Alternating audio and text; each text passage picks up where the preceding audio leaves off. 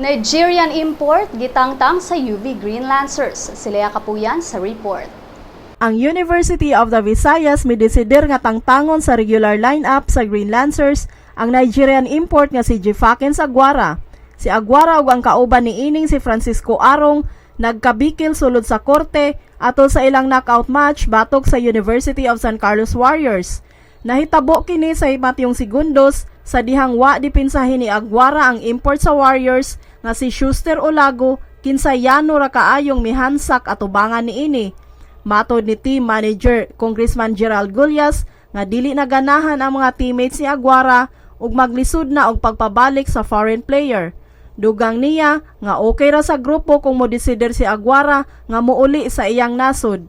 Sa pagkakaron, tinguha sa UV management nga ilisan si Aguara sa ilang laing import nga si Cedric Acomo alang sa ilang kampanya sa Philippine College Champions League. Kini si Lea Kapuyan alang sa Sunstar Pilipinas.